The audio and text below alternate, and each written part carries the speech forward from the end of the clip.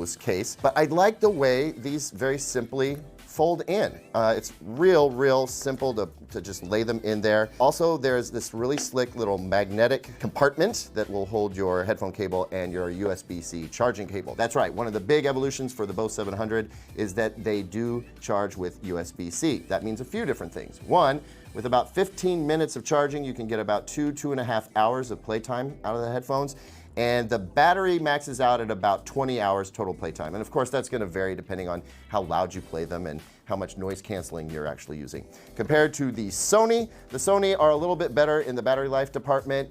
They also will give you a generous amount of playtime off of just a 15-minute charge, but they'll also charge up to 30 hours of playtime, again, give or take. I think that practically speaking, they're more or less the same. Very rarely are you going to need that extra 10 hours before you charge them up. But if we're talking about pure battery bliss, the Sony wins it on that one. Now let's take a look at the difference in control for these. With the Sony, you only get two physical buttons. One's for power and also for Bluetooth pairing. And then you also have one for noise canceling or ambient mode. So you can adjust whether you're hearing things from the outside or getting the full-on noise canceling. All the other controls are on the right ear cup. You swipe up and down for volume, left and right for track advance. You touch to play pause.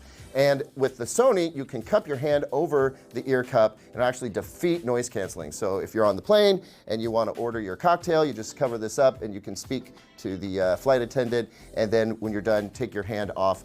Noise canceling comes back on, starts playing your track again or your movie or whatever you're doing with them. And that is a fun feature, but it's also a little bit dorky. The Bose took a very similar approach. There's actually 3 buttons on the headphones. On the right ear cup, you get power, and then the other button is what calls up Google Assistant or Siri on your iPhone.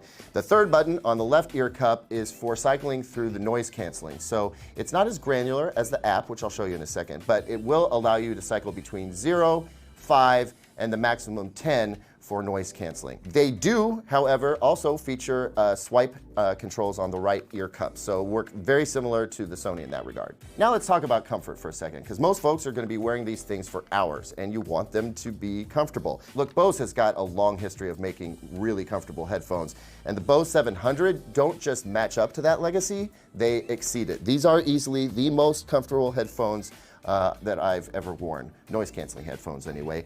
And I think a lot of that has to do with the really light amount of clamping force. They still get a great seal, great passive noise isolation with these headphones, but it's putting almost no weight on the crown of my head. And that's key, because I know when I travel, to New York and I'm wearing these things for 6 hours at a time, that's kind of a pain point for me. Even with the Sony, which are very comfortable themselves, they're just not quite as comfortable as the Bose. So in the comfort department, the Bose went out there too. Now let's talk about apps for a second. Truth be told, you don't need an app to use the basic functions of either of these headphones. And when I got up and running with the new Bose 700 recently, I didn't bother getting the Bose Music app, not right away. Ultimately, I did download it. And I can tell you that the Bose app is a little bit more simple than the Sony app.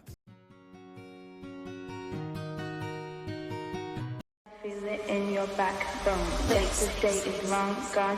This will be our marathon. Don't go, stay here. Hang on. 4, 3, 2, 1.